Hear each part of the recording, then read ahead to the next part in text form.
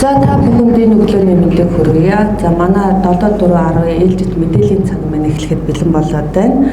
За өнөөдрийн мэдээллийн цагаараа чадхуун зарчмын хэрэгжилт байгууллагын үнэлгээнд анхаарах асуудлын талаар төрийн албаны зөвлөлийн хүний нөөцийн удирдлагын аудитын газрын дарга Нямбаяр дарга маань мэдээлэл хийнэ. За та бүхэн анхааралтай мэдээлэл хүлээн авна уу? За та бүхэнд энэ өглөөний мэндийг хүргье. Микрофон асаахгүй. За та бүхэнд энэ өглөөний мэндийг хүргье. За намайг Нямбаяр гэдэг. Төрийн албаны зөвлөлийн хүний нөөцийн удирдлага аудитын газрын дарга гэдэг хүн байна. За та бүхэнд хэд хэдэн багц мэдээллийг үл өрнө. Нэгдүгээр тул сая Алтан туяа даргын хэлдгээр чадхуун зарчмын хэрэгжилт тэгээд түүнийг энэ хэрэгжилт бол төрийн байгууллагын үйл ажиллагааг үнэлэх нэг шалгууруулж болох талаар. За дээр нь хүний нөөцийн бүрдүүлэлтийн талаар төрүүлж бид нар ер нь Монгол улсад хүний нөөцийн бүрдүүлэлт ямар хөө шатнд явдаг уу ерөнхий мэдээлэл бас та бүхэнд өгнө. Тэгээд хэрвээ боломж олдоод цаг гарвал дахиад юу гэдгийг засгийн газар дээр төрийн албаны зөвлөл дээр сүүлийн үед хууль эрх зүйн орчинд гарч байгаа өөрчлөлтийн төслүүдийн талаар зарим нэг мэдээлэл цаг гарвал нэмж өгье гэсэн бодолтой байна. За ингээд слайда тийм ээ. За миний слайдын нэр бол юм ба хүний нөөцийг бүрдүүлэх чадхуун зарчмын хэрэгжилт байгууллагын үнэлгээнд анхаарах асуудлаа гэдэг. За та бүхэн энэ слайдыг бол мэдчихэж байгаа хаа хамгийн их юу гэдгийг яригддаг маш олон та нэг хүмүүсүүдийн тавьжээс илтгэлүүдээс харж байсан. Төрийн албаны хууль бол анх 1994 онд батлагдсан. 2002 онд бол томоохон хэмжээний шинжилсэн найруулга орсон. Энэ үйл та бүхэн мэдж байгаа. Төрийн байгууллагын удирдлага санхүүжилтийн тухай хууль гэдэг нэг том хууль тухай үед бас гарч исэн. За дараа нь 2008 оны төрийн албаны хуулийн нэмэлт өөрчлөлт бол баг маш бас томоохон хэмжээний нэмэлт өөрчлөлт болсон. Баг шинжилсэн найруулгын хэмжээний ч баг нэмэлт өөрчлөлт гэж зарим нь бол үздэг. За дараа нь 2017 онд бол төрийн албаны хуулийн шинжилсэн найруулга бол ингээд батлагдаад 19 оны 1 сарын 1-ээс хэрэгжиж эхэлж байна. За 23 онд бол төрийн албан хаагчийн ёс зүйн тухай хууль гэдэг нэг том хууль батлагдсан. Энийг та бүхэн мэдчихэж байгаа. За энэ хуулийг энэ төрийн албаны хуулийг дагаж бол нэг 43 том юу гэдгийг журам, дүрм, загвар, аргачлал зэрэгсэн юмнууд гарч ирж байгаа. Хууль маань нэг 76-7 зүйл заалттай. Тэгээд 43 гэхээр баг юу гэдгийг өөрөө баг 2 зүйл заалтын нэг нь баг бодод 3 дагч тэгээд өдөд тийм ээ их хурал засгийн газар төрийн албаны зөвлөлтөд бол ирэх болгосон. Дахиад 4 журам батлаа гэсэн хэрэнчээр маш асар том тогтолцоо болж хуурж байгаа юм бол энэ хууль маань өөрөө ийм л том хууль. Өөрөө 70 хэдэн зүйл заалттай. Дахиад энэ хуулийн дотор 40 одоогийн байдлаар 43-ын 4 журам ингээд мөрдүүлэхээр заасан. Тэгээд 43 4 журам одоогийн байдлаар ингээд хэрэгжиж байгаа. Ийм л том тогтолцоо байгаа. Энэ хууль бол өөрөө маш том тогтолцоо гэж ойлгох хэрэгтэй. За энэ бол 2050 он, 2030 он, 2028 он хүртэл ер нь бол төрийн албыг бодлогын бичиг баримтуудад тодорхойлсон зүйл заалтууд байж байгаа. Бодлогын бичиг баримтууд. За та бүхэн алсын хараа дээр хараарай тийм ээ 2050 он гэхэд юу гэдгийг чадварлаг ёс зүйтэй төрийн албыг бий болгоно. Шин сэргэлтийн бодлого дээр бол чадварлаг ёс зүйтэй төрийн албыг төлөвшүүлнэ. За 2024-өөс 28 он төрийн албаны шинжилгээлийн 8 чиглэлээр шинжилгээ гэж байна. 8 чиглэлээр. За энэ дээр бол та бүхэн чадхуун зарчим суурилсан бүтцийг бол цааш улам боловсронгуй болгоно. Процессын дахин инженерчлэг хийнэ. Захим шилжилтийг үргэлжлүүлнэ гэдэг ч юм уу. Иймэрхүү юмнууд ингээд бодлогын бичиг баримтад бол ингээд заасан байгаа төрийн албаны шинжилэл. За энэ дээр ер нь та бүхэн бас өөрсдөө мэдж байгаа. Төрийн албаны шинжилэл бол энэ оны 6 сарын 25-нд засгийн газрын тогтоол гарсан. 0.7 дугаар тогтоол гарсан. Яамдын жишээлбэл стратеги бүтцийн өөрчлөлтийн хөтөлбөрийг шинжиж баталсан. Яамдыг бол цомгтгсон байгаа. Газар хилцүүдийг цөөрүүлсэн. Одоогийн байдлаар 31 орчим хувиар бол цөөрүүлсэн байгаа. За дараад энэ онд багтаад 8 сард бол 52 дугаар тогтоол гарсан. 52 дугаар тогтоолоор бол агентлагуудыг бол мөн 10 орчим хувиар цомгтгсон байгаа. Одоо аймагуд дээр явж байгаа бас аймагуд дээр бол сангийн амны ёс мэдээлэлээр бол одоо ингээд үйл ажиллагаа зардлыг нь бол 10 орчим очиж тантчих. Ингээд ямар ч байсан цомхон бүтээмжтэй чадварлаг төрийн алба гэдэг байгаа. Бас 2026 оны Монгол Улсын хөгжлийн жилийн төлөвлөгөөнд хүртэл байгаа цомхон чадварлаг бүтээмжтэй ёс зүйтэй гэдэг энэ 3-4 үгээр илэрхийлээд байгаа төрийн албыг нь бол цомхон чадварлаг ёс зүйтэй бүтээмжтэй гэдэг зарим дээр нь орж ирж байгаа. За ийм байдлаар бол ерөнхийдөө бас томьёолоод ингээд явж байгаа шүү. Энийг та бүхэн бас нэг анхаараарай хэлсэн. За энэ бол бас та бүхэнд бас нэлээд нийтлэг гардаг слайд. Энэ дээр бол хамгийн тэр гол арга тоо бол тэр зүүн дэд болон дээр байгаа 15.9 ажиллах хүчинд эзлэх хувь гэж явж байгаа. Монгол Улсын тэрийн албаа бол албаны нийт албаагчдын тоол 226 мянга байгаа. Энэ бол Монгол Улсын нийт ажиллах хүчний эзлэх хувь 15.9. Бидний зорилго бол 15, түүнээс тотгош оруулах байгаа. За OECD орнууд буюу одоо энэ дэлхийн хөгжөлтэй орнуудын дундаж жишийг бол 15 байгаа. Энээс л бид нар одоогоор бол 15.9 болчиход байгаа. За одоо магадгүй сая ингээ 10-9-с 10% цомгтгол улс орондоо яг тэр албанд хийгдснээс хойш бол магадгүй 26 онд бол энэ бол 15-аас ороод ирнэ. 15-аас ч дотгош хувьд ороод ирэх баха гэсэн бол бид нараас хүлээлттэй байгаа. За дараад нь энэ дээр та бүхэн бас нэг харах одоо гол одоо слайд бол энэ төрийн албаа хаагчдын гендерийн байдлыг та бүхэн анзаараарай. Гендерийн байдлыг ер нь бол улс төр дэх эмэгтэйчүүд хэд байна, төрийн захиргаан дах, төрийн тусгай, төрийн үйлчлэгээн дэх гэсэн юмнууд байгаа. За энэ дээр байгаа. Ердөөс Монгол улсад төрийн албан 226 мянган албаа хаагчдын 17 мянган удирдах, 185 мянган нь бол гүйцэтгэх, 24 мянган нь туслах байна. За эндээс бол одоо юу гэдгийг улс төрд бол улс төр төрийн тусгай хоёр дээр бол эмэгтэйчүүдийн удирдах албан тушаалын эмэгтэйчүүд бол эзлэх бол маш бага байгаа. Маш бага байгаа. Жишээлбэл төрийн тусгай дээр бол 794 удирдах албан тушаалтай эмэгтэй хүн ашиж байна. Улс төр дээр бол 589 байна. Төрийн захиргаанд бол дээр бол эрэгтэй эмэгтэй хоёрын хүйсийн харьцаа бол яг ижиж явах 1440 1447. За төрийн үйлчлэгэн дээр бол эмэгтэйчүүд бүр илт 5 байгаа. 5094 эмэгтэй удирдах албан тушаалтан байхад 1676 эрэгтэй удирдах албан тушаалтан байгаа. Энийг та бүхэн бас анзаарчаарай. За дараа нь төрийн захиргааны албан хаагчны түшмэл байгаа, тийм ээ. 5 ангиллын түшмэл байгаа. За энэ дээр бас эрэгтэй эмэгтэй хүйсийн харьцаагаа сүүлийн 3 жилээр бол эмэгтэйчүүдийн эзлэхөө бол багаар бол тогтмол нэмэгдэж байгаа. Тэрүүн түшмэл, эрхэлсэн түшмэл хоёр дээр бол ингээд тасралтгүй бас нэмэгдэж байгаа төр зураг бол харагдаж байгаа гэдгийг бол тэгэхээр энэ юу гэж вэ хэлэх гээд байна вэ гэхээр энэ бол гендер бол зөвхөн одоо хуучин банахны ярьдаг байсан эмэгтэйчүүдийн одоо асуудал биш ээ. Эмэгтэйчүүдийн асуудал биш гэдгийг та бүхэд бас хэлэх гэсэн. Ер нь бол эрэгтэйчүүд бол бага. Яагаад төрийн үйлчлэгээний удирдах албан тушаал дээр эрэгтэйчүүд ингэж маш цөөхөн бэ? Гэх мэтчлэнгээр асуудлууд бол байгаа гэдгийг та бүхэн бас хэлэх гэсэн юм аа. Энийг л цааш та. За энэ дээр бас нэг та бүхэн энэ слайдыг дээр та бүхэн бас нэг хэлүүлээ.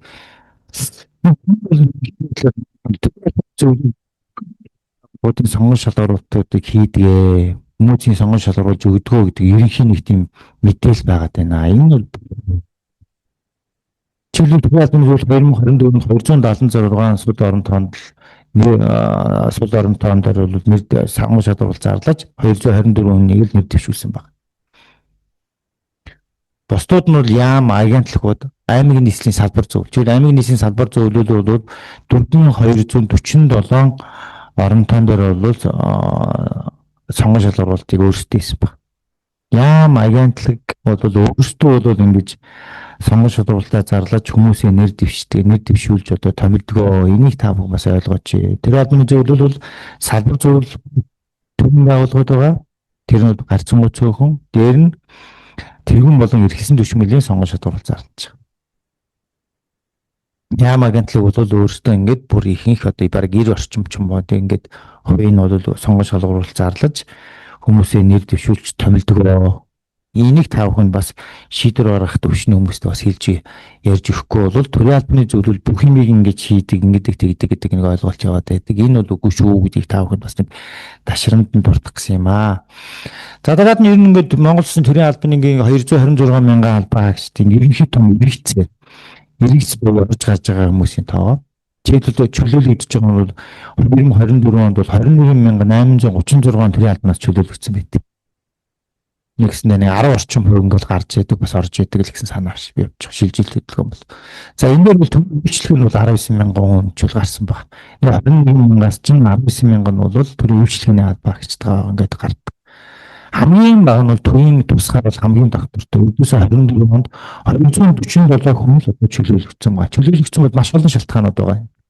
Бүтцээр, өөр тэтгэврийн маш олон сургалт, эрүүл мэндийн шалтгаан дээр маш олон тохиолдлуудыг ихэд нэг энэ Монгол улсын төрийн албанд 226,000-аас нэг 21,000 орчим хүн жил 24 онд чөлөөлөгдсөн байх чинь. Ийм юм байгаа маа гэдгийг та бас нэг хараад авчаарай. За дараа төрийн албанд манай албаа гисд ингээд харж байгаад шалгалт өгдөгөө хууль эрх зүй асуудал шийдвэрлэх түн шинжилгээ Монгол хэлгээд байна. Хамгийн хэцүү нь бол түн шинжилгээ. Та бүхэн хараарай. Хамгийн бага түн шинжилгээ ихтэй чил өдөрт халбамшаал бол 518-ыг авдаг. Гүйцэтгэх халбамшаал бол 1144. Төсвийн шууд заграх төрийн үйлчлэгийг 563 гэх чинь. Бол хамгийн одоо юу гэдэг бага оноо авдаг сэдв. Үнэхээр бас хэцүү. Би ч бас өөрөө үжсэн тийм амаргүй юм бэл. Дараад нь асуудал шийдвэрлэх. Энэ хоёр бол хамгийн хэцүү. Бусад одоо хууль эрх зүйн мэдлэг Монгол хэл хууль дээр бол харьцангуй гайг өндөр оноо авчдаг. Тийм учраас цаашдаа энэ төрийн албанд одоо ахиж дэвшээ шинээр орё гэж байгаа хүмүүс бол энэ хоёр ур чадвар дээр онцгой анхаараач. Энэ хоёр дээр та бүхэн нэлээд сайн бэлтгэл хичээл нэмэлт юмнууд авч чадвал өндөр оноо авч чадвал ер нь бол маш сайн өндөр оноо авах боломжтой, нэгээр гарч ирэх боломжтой. Ялангуяа тэр дүн шинжилгээх асуудал шийдвэрлэх гэдэг хоёр ур чадрын тестүүд дээр тийм ээ өндөр оноо авч чадвал нэгээр гарах боломж бас байгаа. Тусгаал хэлээд. Энийг та бүхэнд бас нэг хэлэх гэсэн юм аа. Ерөнхий тэндээс хандлагууд юм болчиход байгаа гэдэг яриад байна. За ярилцлага бол тийм байна. 40% тавьж байгаа. Удирдах дээр 21% тавьж.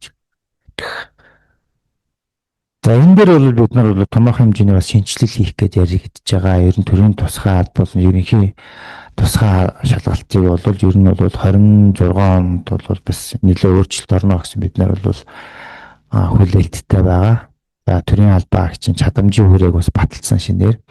За энэ талаар бол дараагийн 7-4 уулзалтаар бол хүмүүс үл мэдээлэл өгнө гэсэн бол байгаа. Тийм учраас энэ дээр бол дийлэнгүй ярихгүй. Ер нь бол өөрчлөлт орно гэж бол хэлэхэд бол болно энэ хэсэг дээр бол.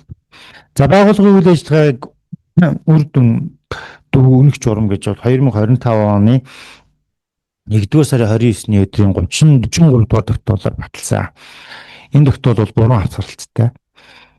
За нөгөө нэг аймагуудыг, яамдуудыг үнэлэгт өгнөх том журам явьж байгаа. 3 дугаар хавцралтаар баталсан. За энэ дээр болохоор 4-2-2-ын 13 дээр нэг хүний нөөцийн чадхуун зарчмын хэрэгжилт хийж байх юм бол. Энэ бол төрийн албаны зөвлөлөөс өгөх нэг үзүүлэлт байгаа. 13 үзүүлэлт байгаа. Энэ дээр та бүхэн бас анхаараарай. Одоо жишээлбэл байгууллагын үйл ажиллагаа хуучин зөвхөн төрийн захиргааны төв байгууллага буюу яам тэгээд аймгийн нийслэлийн засаг дарганы хамгийн газар байдаг хүнэлдэг гэсэн бол одоо засгийн газрын агентлаг байгаа. Одоогийн байдлаар 35 агентлаг байгаа тийм ээ. Яг аль биесээр. Эдний бүхэл үйл ажиллагааг бол одоогийнхоор бол одоогийн энэ журмаар бол засгийн газрын хяналт хэрэгжүүлэх газар бол дүгнэхээр байгаа. Бүр засгийн газрын агентлагийг хүртэл дүгнэн шүү. Та бүхэн учраас ийм 13 үзүүлэлтээр дүгнэнэ гэдгийг та бүхэн анхаараарай. Ямар ч гэсэн 25 оны ажлыг бол ингэж үнэл дүгнэх юм байх шүү. Гэдгийг бол анхаараарай гэдгийг хэлэх гэсэн юм аа. За энэ чадхуун зарчим гэж одоо юу яриад байгаа юм бэ? Та бүхэн бол ерөнхий мэдж байгаа. Чадхуун зарчим уу мерит гэдэг. Тэр албаны хуулийн 3.3 дээр байгаа. За та бүхэн зориуд дараа уншиж өгье. Энэ төлөвлөс шалгаруулж чиглүүлэх ажлын гүйцэтгэлийн үнэлэх, дэвшүүлэх, шагнах, урамшуулах асуудлыг шийдвэрлэхдээ хувийн мэдлэг боловсрол мэрэгжил, ур чадвар, туршлага, ажлын үр дүнд тулгуурлахыг хэлнэ гэдэг. Ийм юм явж байгаа. Ийм том өгүүлбэрээр илэрсэн. Монгол 17 оны төрийн албаны хуулийн шинжилсэн хариулга данхуудаа орж ирсэн. Ийм зүйл заалт байгаа. За энийг та бүхэн бас нэг анхаараарай. Энэ зүйл заалт болгоно нь бол задардаг журам болж байгаа. Жишээлбэл одоо тэр хараар одоо би мэдлэг боловсрол мэрэгшил ур чадвар туршлага ийм бол төрийн албаны хуулийн 23 дугаар зүйлбэр дээр байдаг. Мөн төрийн албаны зөвлөлийн 2019 оны 02 дугаар тогтоолоор баталсан тусгай шаардлагууд дээр явж байгаа. Тэр ажлын гүйцэтгэлийг үнэлэх гэдэг бол мөн засгийн газрын 301 дугаар тогтоолоор баталсан гэдэг журам ингээ хэрэгжиж байгаа. За сонгон шалгуур томилго чөлөөлөх бол дандаа хуулийн зүйл заалттай ингээд маш том задарж байгаа. Агуулга бол маш өндөртөө юм бол зарчим явж байгаа. Болгон нь баг одоо хуулийн зүйл заалт дүрм журам болоод хувирдаг ийм л том зарчим байгаамаа гэдгийг та бүхэнд бас хэлэх гэсэн юм аа. За энэ одоо өөрийн туяа чадхан зарчмыг бас үг түүхийн та бүхэнд бас ярихгүй хэлэхгүй ойлголт өгөхгүй болохоор бас манайхан зарим ерөнхий юм бол мэдээд байдаг. Гэхдээ ер нь ямар учир холбогдолтой юм бэ? Ямар ач холбогдолтой юм бэ? Бид нар ер нь энийг яах гэж ингэж төрийн албаны хуулинд ингэж оруулж ирээд байгаа мó дэлхийн бусад улс орнууд ингэж оруулж ирээд хэрэгжүүлэх гэж зүтгээд идэм бэ гэдгийг та бүхэнд бас хэлж ярихгүй болохгүй маа. За энэ нэрийн зарчим гэдэг юмыг бол яг ер нь бол ингэж Google гинүү, ChatGPT гинүү маш олон гэдэг мэдээллийг сурвалжаас харахад бол энэ бол аль ч улсын төрийн албанд одоо юу гэдэг юм цоошин юм бол биш. Энэ бол ингээд элементүүд бол байсан. Жишээлбэл хамгийн эртний одоо манайхны мэдж байгаагаар магадгүй Ором Германаас ч ихсэн байдаг. Одоогийн бидний илэрцээр ингээд интернет хаалт ихэд Хятадд манай эртний өмнө 165-аас манай эртний 1905 ингээд 2000 жилийн өмнөхөөс л энэ зарчим бол ингээд Азад бол жишээлбэл эртний Хятадд хэрэглэгдэжсэн. Төрийн албан хаагчдын нэгдсэн шалгалтаар авдаг. За тэгээд нөгөө күнзийн айхтар бүх одоо агуулгуудыг шалгалтанд орж ирж яадаг. Дараад нь хамгийн гол юм нөхөр жишээлбэл хинч байсан энэ шалгалтанд өгөх боломжтой байдаг. Ямар нэгэн угсаа гарвал эднэр гэдгийг л үл харгалзаж энэ шалгалтыг энэч өгөх боломжтойгоор байдаг тухай. За тэгээд таан улсын үед сүм чин мин гэдэр гэдэг ингээ ахтар явцсан байдаг. За энэ бол бас манай Монгол их Монголын одоо юу гэдэг эзэн Чингис хааны үед бас төрийн албанд бол маш их одоо юу гэдэг байсан. Монгол улсын тухайн үед төрийн албанд бол одоо юу гэдэг чадвартай нь л цэргийн жанжин сайдууд хийдэг байсан. Жишээлбэл Монгол улсын төрийн албаны тухайн үед бол гадаадын одоо лалын оронд том худалдаачид Хятад иргэн ч гэдэг ч юм уу маш олон үндэстнүүд бол Монгол улсын төрийн албанд бол тухайн үед зүтгэж байсан байдаг аа. За энэ Хятадаас үүссэн энэ том тогтолцоо буюу меритийн систем тухайн үед яагаад нэгдсэн авдаг, дээр нь үндэс ялгуурлыг харгалзахгүй авдаг, зөвхөн язгууртны хүүхдүүд ч юм уу язгууртнууд ордог ч гэдэг чинь юм байхгүй. Энэ мэн одоо юу гэдэг Япон, Солонгос одоо Азийн орнуудад бол маш хүчтэй нөлөөлсөн байдаг.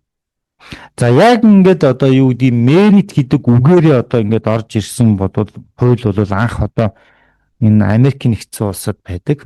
Мерит. Одоо та бүхэн нэг сахалтай хүний зураг байж байгаа. Энэ бол Америкийн нэгдсэн улсын 20 дахь ерөнхийлөгч Джеймс Гарфилд гэдэг хүн байгаа. 1881 онд бол төмөр замын бүрдэлээр араас очвол нас орсон байдаг. Гэхдээ яг дутуулж нас ороогүй, буудуулаад өхлийн шархолоод тэгээ зарим мэдээллийг сурвалжаар бол одоо юу гэдгийг бүрэмжлэгээс болж нас орсон гэж үздэг. Гэхдээ ямар ч байсан буудуулсан. Ямар хүн бодож алсан байдаг вэ гэхээр энэ хүнийг бол амжилтгүй карьерэс ажлаасаа чөлөөлөгдсөн хүн байдаг. Тэгээд дараад нь бол 2 жилийн дараа 1883 онд мерит зарчмыг бол анх ингээд хуульчилсан. Тэгээд Пендлтоны хууль гэдгээр бол орж ирсэн байдаг. Пендлтоны хууль. Ингээд Америкийн нэгдсэн улсад бол ерөнхийлөгчөө ингээд бүртэл ажлаас чөлөөлөгдсөн хүмүүс одоо ингээд бодож ийсэн. Үүнээс болж одоо том хууль хүртэл баталж ийсэн. Энэ хууль бол дэлхийн маш их олон орны төрийн албанд нөлөөлсөн. Мерит зарчмыг анх одоо юу гэдэг орчин үед одоо ингээд хуульчилсан ийм л ойлгож явж байгаа. За энэ одоо юу гэдэг гол агуулга нь яагаад тулжсэн бэ гэвэл энэ байдаг тийм ээ. Мерит зарчмын эсрэг спойл зарчим гэж байдаг. Тухайн үед л Америкт бол спойл зарчим бол үйлчилжсэн. Ялагч буюу бүдингийг авдаг. Ерөнхийлөгч шинэ ерөнхийлөгч гарч ирлээ. Бүх төрлийн албаагчдыг чөлөөлөх боломжтой. Тэгээ чөлөөлдөг. Бүгднийг бүр толгой дараад чөлөөлөх боломжтой. Ингээд чөлөөлдөг. Ийм л одоо тогтолцоо байсан. Энэ маань ер нь буруу юм байна. Яагаад гэвэл нэг ажлаасаа чөлөөлөгч нэг хүн ингээд ерхийлөгчөө буудсан асуудал болчих. Тийм учраас эн чинь болтгүй юм байна гэдгийг л одоо ингээд асуудал бол дэлхийн нийтээрээ тийм Америк нэгдсэн улсууд бүр ерөнхийлөгчөөрөө хүртэл ингэж энийг ойлгосон, ухаарсан. Тийм учраас хуульчилсан меритийг. Юм ба. За энэ ингээд энэ мерит буюу чадхын зарчим ямар ач холбогдолтой юм бэ? Ач холбогдол нь юу юм бэ? За ач холбогдол нь бол хит юм гол юм байдаг. Нэг өсөнд улс төрийн ивэл заламжлалын эсрэг, хоёрдугаарт авилгалын эсрэг байж чаддаг. Хамаатан садан чигдэг ч юм уу тэр улс төрийн ивэл дагаж явдаг улсуудыг бол тэрийн албарыгаас орхоос хязгаарлаж чаддаг. Дээр нь авилгалыг дагаад энэнийг дагаад бас хязгаарлаж чаддаг. Ийм л том ач холбогдолтой. За дараад нь нэг том юм нь болохоор ердөөс хүнийг үндэс явгасаа язгуур үг гаргалаар нь биш. Хин сайн хөдөлмөрлсөн, хин сайн чармаас нь шаргуу хөдөлмөрсөн хүчин чармаалт гаргасан л албан тушаал ахих систем юм байна ердөөс. Үнэхээр сайн шаргуу ажилдаг. Тэгээд хүчин чармаалт гаргадаг, байнгын өөрийгөө хөгжүүлдэг. Тэгээд урагшилдаг энэ улсуудууд бол ингээд шат дараалан ахдаг байх. Жишээлбэл манад одоо зохион байгуулагч, ахлах зохион байгуулагч, мэргэжилтэн, ахлах мэргэжилтэн, шинжээч, ахлах шинжээч, дээр хэлсэн düşмөл дараад нь тэргүүн düşмөлчдөг ч юм ингээ явах боломжтой. Газар хэлцэн дараач. Энийг л яриад байгаа. Ер нь бол. Үнэхээр хин одоо шударгаар шаргуу хөдөлмөрлөж энийг л дэмждэг систем байгаамаа. Энийг л одоо юу гэдгийг илэрхийлж байгаа юм аа. Ер нь бол чадхын зарчим буюу мерит зарчим гэдэг. Тэгээд түүнийг бол доктортой байлгадаг. За мерит зарчим нь одоо юу гэдэг гол дөрвөн агуулга явж байдаг. Энэ бол нэгдүгээр улс төрөөс ангид байхыг, хоёрдугаар төрийн доктортой байхыг, гуравдугаар төрийн мэргэжлийн байхыг, дараад нь дөрөвдүгээр төрийн чадварлаг байх. Ийм л дөрвөн бас агуулгыг бол агуулж идэг юм аамаа. Мерит зарчим гэдэг маань өөрөө. Энэ дөрвөн юм бол байж ээж мерит зарчим бол хангагдж байна гэж үзсэн. За сая би нэг л ярьсан. За дараад нь бол энэ байгаа. Одоогийн яг ингээ гадаад орнуудад одоо меритээс бас спойлоос гадна лоял гэдэг бас нэг юм том албан тушаал дэвшүүлэхэд гаргадаг одоо юу гэдэг том хандлага ч юм уу урсгал бий болсон байна. Лоял гэж тэрийг бас нэрлэгдээд байгаа. За энийг болохоор одоо юу гэдгийг үнэнч байдал, итгэл, хандлага нэг бас үнэнч байдлаар бас хүмүүсийг дэвшүүлдэг юм байна. За энэ бол Монголын тэр албанд байгаа. Яг нэг үгүүлэлт. Гайхалтай үнэнч хүн байдаг. Хүн дагаа явж идэг үнэнч. Тэр хүний одоо буруу хийгсэн шийдвэрийг хүртэл ингээ биелүүлээ явж идэг. Маш тууштай үнэнч. Тийм бол хүмүүс бол тэрийн албанд байна Монгол улсын тэр. Энийг л бид нар жишээлбэл одоо аль болох байхгүй, байлгахгүй бид нар мерит зарчмаа хамгаалах нь бол манай төрийн албаны хуулийн холбогдох журмуудын мөн чанар гол юм хамаа гэдгийг та бүхэнд хэлэх гэсэн. За дараад нь төрийн албаны хууль би сая хийсэн 2017 онд ингээд анх шинжилсэн хариулга батлагдсан. Тэгээ 19 оны 1 сарын 1-ээс хэрэгжиж эхэлсэн. За дараад нь 19 төрийн албаны зөвлөл бол төрийн албан шатлан дэвшүүлэх журмыг бол тухайн үед бол 14 дугаар тогтоолоор баталсан байдаг. За энэ одоо юу гэдгийг хуулийг журмыг харахад бол юм байна. Төрийн жинхэнэ албаг шатлан дэвшүүлэхэд албан тушаал ангилал алгасуулахгүй. За дараад нь 2-2 дээр төрийн жинхэнэ албаны удирдах албан тушаал төрийн байгууллагад ажиллаж байгаа албаагчдаас шатлан дэвшүүлнэ ч гэдэг ч юм ингээд заасан. Дотроос нь зөвхөн шатлан дэвшүүлнэ ч гэдэг ч юм ингээд.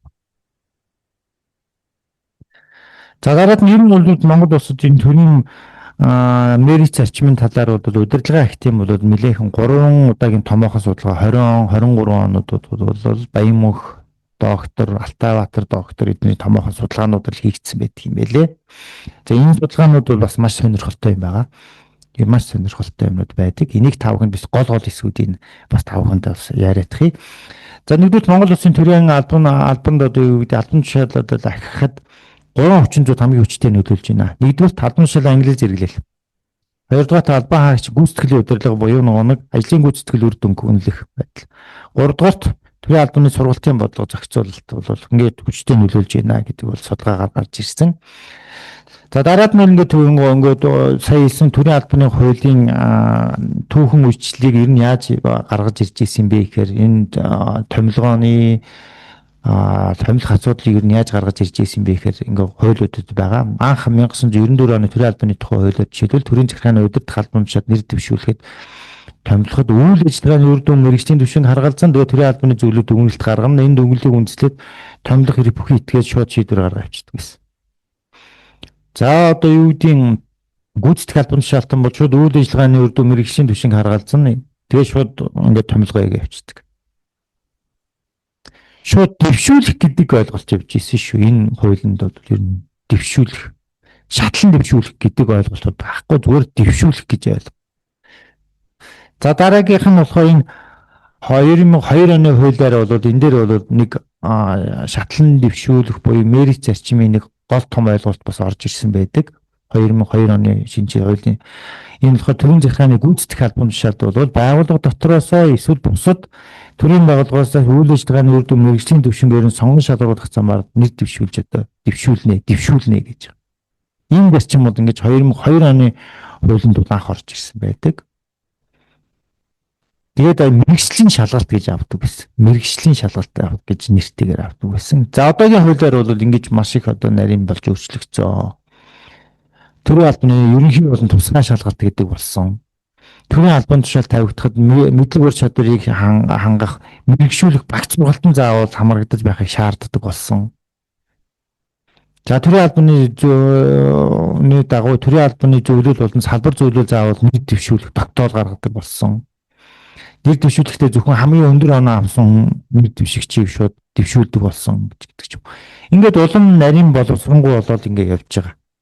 Чадхын зарчмыг бид нар бол ингээд яг энэ хуулиндаа нутагшуулах гад, илүү наривчлах гад, илүү зохицуултын одоо ойлгомжтой болгох гад ингээд бол энэ дүрм журмуудууд бол ингээд өөрчлөлтүүд бол хийгдэж явж байгаа гэдгийг та бүхэнд хэлэх гэсэн. За энэ судалгааны хэсгийг та бүхэнд бол сонирхолтой хамгийн гол хэсгийг хэлэх гэсэн. За одоо юу гэдэг 401 байгууллагын 1634 албан агчийн томилгоотой холбоотой хэсгийг ингээд судлаад үзэхэд тэргуун түшмэл, эрхэлсэн түшмэл, ахлах түшмэл байгаа. Энэ хэсгээр ердөөсөө туршлага хэсгийг ердөөс шаардлагыг хангахгүй байгаа. Жишээлбэл тэргуун түшмэл бол боловсролыг 100% хангаж байгаа. Мэргэжлийг хангаж байгаа. За хамгийн бага хэсэг нь одоо жишээлбэл одоо ингээд туршлага хэсэг байх. За дараад нь яам аймаг гэдэг суман дээр та бүхэн анзаараа суман дээр туршлага хэсгийг 40% хангаж байгаа. Нийслэл дээр 42.9% хангаж ирсэн. Энэ бол 2023 оны судалгаа. За туршлага хэсэг бол хамгийн бага хангагдаад байгаа энэ судалгаагаар. За туршлага хэсгийг та бүхэн хараарай. Энэ одоо жишээлбэл төрийн албаны тэргуун түшмэлд одоо туршлага хэсэг бол төрийн албанд 12-оос доошгүй жил үүнээс эрхэлсэн түшмэлийн албан тушаал 6-аас доошгүй жил ажилласан байх ёстой. За энийг ингээд одоо юу гэдэг төрийн албаны хууль 2017 онд батлагдахад одоо юу гэдэг батлагдаад 20-д одоо өөрчлөлт орсон байдаг. За энэ болгонд орсон өөрчлөлтөөс одоо хамгийн их нөлөөлсөн гол өөрчлөлт аль хэсгээр явагдсан бэ гэхэд энэ туршлага хэсгийг одоо босхийг багасгасан байдаг. Ер нь бол. За та бүхэн одоо энэ хуулийг ингээд хуулийн дагуу бол төрийн тэргуун түшмэл болоход 50%-д бодоод үз. Төрийн албанд одоо 6-аас доошгүй жил эрхэлсэн түшмэл гэвэл 3-аас доошгүй жил байхад та тэргуун түшмэл болно л гэсэн санаа явж байгаа. За энэ дээр бол гол хогцоо бол одоо тэр эрхэлсэн түшмэл гэдэг л үг явж байгаа ч. Энэ дээр жишээлбэл 6 жил 50% бол 3 жил гэдэг. Бид л бид нар жишээлбэл одоо мерит зарчим айл бол хамгаалахыг л ингэж чармааж байгаа. Энэ дээр гол утга учир нь тэр эрхэлсэн түшмэл гэдэг л үг явж байгаа ш. Энэ л цаана асар их авдаг агуулгатай үг явж байгаа. За гэтэл энэ хэсгийн маань яг ингээ одоогийн байдлаар 2023 оны судалгаагаар бол туршлага хэсэг дээр бол хамгийн их одоогийн байгаа манад тэргуун эрхэлсэн ахлах түшмэлүүд бол ердөөсөө хамгийн бага хангаж байгаа. Хамгийн бага одоо юу гэдгийг хангаж байгаа хамгийн муу хангаж байгаа хэсэг нь энэ хэсэг баг. Гэдгийг та бүхэнд хэлэх гэсэн юм ба. За дараад нь мерит зарчмын дээр хамгийн их нөлөөлдөг нэг юм бол гүйцэтгэлийн удирдлага буюу албан агчлыг ажлын гүйцэтгэл үр дүнгээр нь одоо яг гэдэг үнэлээд дэвшүүлж байна уу, албан тушаал бууруулж байна уу, хариуцлага тооцож байна уу гэдэг нэг том асуудал явж байгаа. За энэ хэсэг бол манай та бүхэн одоо энэ бүгдээрээ мэднэ. Хамгийн хэцүү одоо хамгийн одоо юу гэдгийг муу хэрэгжиж байгаа. Бүгд мөрчлөө ингээд яваад байгаа асуудал. За та бүхнийг одоо би бол одоо энэ журмыг одоо боловсруулахад тэр 2019 оноос хойш одоо энэ одоо төрийн жинхэнэ албаа гэх ажлын гүйцэтгэл үр дүн мэргэжлийн дэвшиг үнэлэх гэдэг том журам байгаа. Анх 18 дугаар тогтоолоо, дараад нь 218, одоо 301 дугаар тогтоолоор ингээд хуучин бол энэ харилцааг төрийн албаны зөвлөл бол журмаараа зохицуулж исэн бол одоо шинэ хуулиар бол засгийн газар бол баталсан журмаар зохицуулж байгаа. За энэ гурван журмаар одоо ингээд зохицуулж байгаа. Хамгийн сүүлийнх нь 301 гэргээ шинжлэгдсэн. За ингээд батлагдсан одоо энэ журмаар одоо 301-ийг батлагдсан. Одоо ингээд хамгийн сүүлийн авсан мэдээллээр бол манай төрийн албаа хаагч 98-аас 99% нь маш сайн үнэлэгдэж байгаа. Тийм үнэлгээтэй байна. Бүр яамдаа судалгаа авч үзсэн чи одоо 98-аас 99% нь маш сайн байна. Маш сайн. Гэтэл одоо Монгол Улсын хөгжлийн хөтөлбөр бичгээр өнтөг 65%, гүйцэтгэлийн төлөвлөгөөнд 75%, 77 орчим хувь, иргэдийн сэтгэл ханамжийн судалгаа 40 орчим хувь байна гэдэг асуудал яваад байна. Энэ хоёр одоо ямар ингээ хамааралтай юм бэ? Та бүхний одоо үүдий жишээлбэл одоо Яам аймагт хамгаалсан газрын та бүхэн өөрөөсөө ажиллаа үнэлэхдээ ингэж өндөр үнэлээд байдаг. Гэтэл та нарын хэрэгжүүлж байгаа болон таныг үнэлж байгаа иргэд маань ийм бага үнэлээд байна шүү дээ. Энд чи ямар логик утга агуулга байгаа юм бэ гэдэг асуудал явж байгаа. За энэ дэр манай төрийн албаагч зарим нь бол хэлдэг. Наачин бол одоо юу гэдгийг юм зөв шүү дээ. Бид нар 98-аас 99% ажиллаа хийж байгаа шүү. Юу нь буруу байгаа юм? Жишээлбэл энэ хөгжлийн бодлогын бичиг өрөмж гүйцэтгэлийн төлөвлөгөө дээр чинь төлөвлөлтийн маш алдаатай байдаг шүү. Хизээч бэлэхгүй одоо маш олон зүүн одоо зорилт арга хэмжээг оруулсан байдаг шүү. Мөнгө төгрөг байхгүй байдаг. Тэр аудитын дүгнэлт дээр хүртэл байнга л одоо юу гэдгийг дүгнэлт зөвлөмжөнд нь байдаг шүү. Та бүхний энэ том төлөвлөгөөний чинь бодлогын бичиг баримтын хэрэгжүүлэх төлөвлөгөөний чинь бараг нэг 40-50% нь л үнэхээр санхүүгийн их усрээр баталгаажсан, бус нь баталгаажаагүй шүү. Ийм дүгнэлт жишээлүүд аудитаас гарч ирдэг. Тэгэхээр чи энэ чинь 100% хэрэгжих боломжгүй шүү дээ. Бид нар бол хань өөрөөс хамаарах бүх ажлуудыг хийсэн. Бидний ажил бол 98-аас 99% хийсэн гэж үзэж байгаа. Биднэрт бол буруу байхгүй гэд бас мундаг төрийн захиргааны зарим туршлагатай албаа агчид гэж хийж ярьдаг. За зарим талаараас үнэн. Учиргүй буруутгахад бас үхтэй.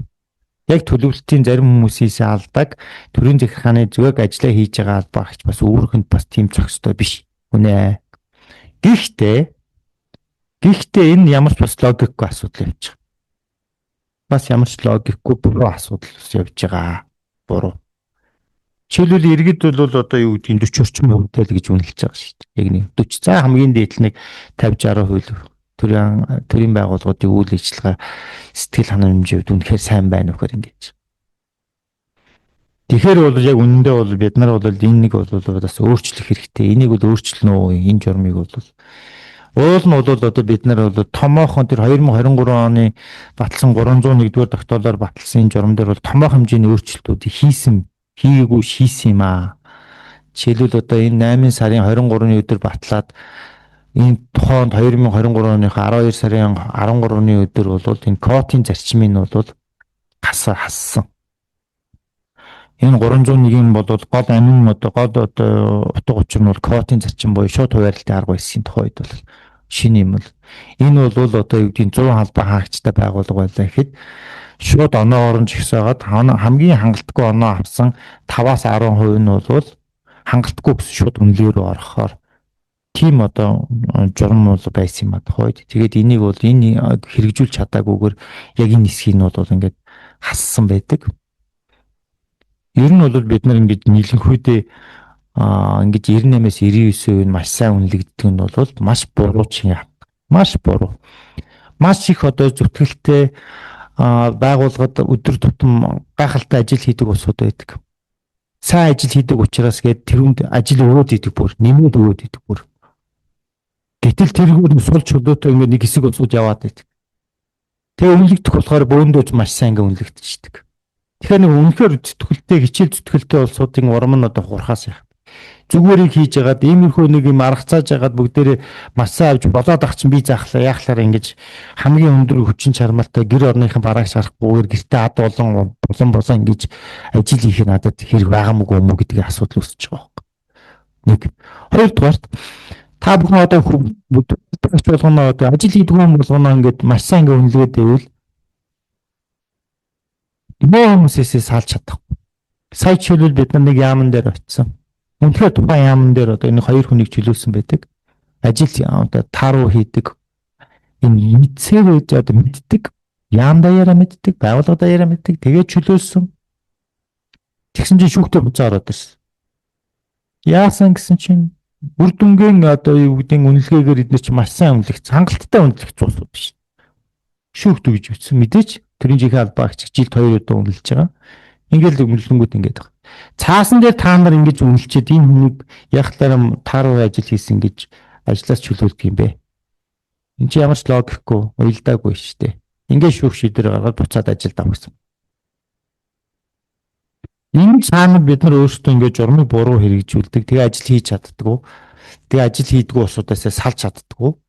Ийм л нэг бас нэг ийм буруу жишг бас тогтцоод байгаа гэдгийг та бүхэнд бас хэлэх гэсэн юм аа. Энийг тийм учраас ер нь бид нар бол энэ он гараад бол засгийн газрын хэрэглэх газар дээр яригдчихэж байгаа.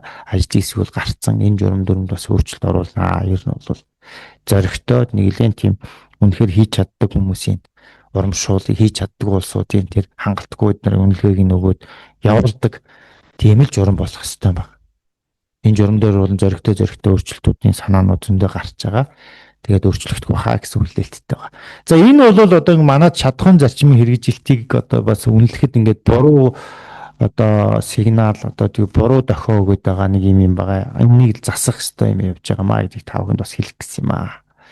За дараад нь энэ нэг юм би нэг та бүхэнд хэлэхэд ер нь шатхуун зарчим буюу мэрийн зарчмыг дэлхийн нийт одоо ингээд аюунд гисжүүлээд жил болгон зарлаад ингээд бас ингээд явдаг юм уу гэдэг ойлголт байна. Энэ дэлхийн төрийн албаны бараг хуулиудад дэлхийн одоо бусад улс орнуудын төрийн албаны одоо хуулиудад ирвэл мэрийн зарчим бол ерөнхийдөө орцсон. Тэгсэн мөрчлөө энийг яаж одоо ингээд дэлхийн нийтээрээ ингэж авч хэрэгжүүлж одоо зарладаг ингэдэг өөр ойлголтууд байна уу гэдгийг судалгаа хийж үзэхэд бид нар бол энэ дэвсээ засгийн газрын өөр нөлөө засгийн газар хэр үр дүнтэй ажиллаж байгаа юм бэ гэдэг шалгуурын нэг үзүүлэлт болоо яваад байгаа. Жишээлбэл Дэлхийн банкнаас зарладаг үзүүлэлт байдаг. Government effectiveness гэдэг. Энэ нийтдээ 6 том үзүүлэлт байдаг. Энэ жил болгон зарладаг. Энэ бол Дэлхийн банкнаас. Энэ үзүүлэлтэн дээр бол government effectiveness буюу засгийн газрын үр нөлөө хэсэг дээр нөгөө төрийн албаны чанар, түүний улс төрийн нөлөөлөөс ангид байх гэдэг үе мэрийн зарчмын чинь гол хэсэг нь ингээд дид үзүүлэлт болоод орцсон байх жишээний. OECD-ийн орнууд бол 26 онд бол мэрийн зарчмыг болоод ингээд хэрэгжилтийг 26 оноос бол ингээд зарлах гэж байгаа юм билээ. Улс орнуудад мэрийн зарчим бол энэ хүлэмжшөөрөгдсөн байдлыг бол ингээд зарлах гад бэлтэж байгаа юм билээ. Судалгаанууд аваад эхэлсэн. За Африкийн орнууд бол бас яг ижлэх. Африк бол бас гайхалтай байдаг юм билээ шүү. Бид нар ингээд судлаад үзсэн чинь Африкийн 54 орныг Мо Ибрахим Foundation буюу гэдэг том сан бол Африкийн 54 орныг бол ингээд бүх үзүүлэлтээр ингээд бүгднгийн жил болгоо ингэж үнэлт өгнө юм билээ. Энэний мөн л effective administration гэдэг дотор бол нөгөө мэрийн зарчим хэрэгжилт чи явж байгаа чинь. Ингээд бол засгийн газрын буюу захиргааны үр нөлөө гэдэг хэсэгт бол ер нь бол мэрийн зарчим бол хаяалагдаж ингэж орж ирж үнэлгээнд нөлөөлдөг юм аа гэдгийг та бүхэнд хэлэх гэсэн юм аа. За төрийн албаны зөвлөл бол мэрийн зарчмыг бол техникийн ээлжинд бид нар бол энэ жилдээ зөвхөн хүний нөөцийн шатхуун зарчмын хэрэгжилт гэдэг нэг 9 орчим үнэлгээ үзүүлэлтээр бид нар үнэлэхээр төлөвлөж байна. Төрийн сайн нийлсэн яам агентлагуудыг аймгийн тамирын газрыг үнэлнэ 9 орчим үзүүлэлтээр 5 үндсэн үзүүлэлт 5 үндсэн үзүүлэлт нэг 9 орчим үзүүлэлт болж үнэлнэ. За ганц л хуудас цаасаага аль болох тийм яам аймагуудыг хүндрэл учруулахгүйгээр бид нар маш олон одоо юу гэдгийг хувилбар боловсруулсан. Эндээс бид нар 9 орчим үзүүлэлттэй тийм хувилбараар энэ удаа бол үнэлнэ. Харин явандаа бол магадгүй 27 26 оноос бол шатхуун зарчмын аудитыг бол манай одоо яг хүний нөөц удирдлага аудитын газар жил болгон хийн. Энэ аудитын үр дүнгээр бол энэ шатхуун зарчмын хэрэгжилт гэдэг үнэлгээг бол ингээд гаргадаг болно. Цаашдаа аудитын дүнгээр бол энэ шатхуун зарчмын хэрэгжилт гэдгийг бол гаргаж ирнэ гэдгийг өртөлж байгаа. За энэ хүрээд бол миний мэдээлэл бол ингээд дуусч байна. За маш их олон асуулт ирсэн байна. Дараагийн удаагийн 7-10 эхлэх үед бас энэ асуултуудын хариултуудыг тавьж мэдээлэх бол тэгээд энэ удаагийн мэдээллийн цагаар дэлгэрэнгүй мэдээлэл өгсөн баяр баярлалаа. Уг идэвхтэй олцсон нийт олцохтой бас талархлаа төвшүүлье. Ингээд та бүхэнд ажлын амжилт хүсье. За баярлалаа.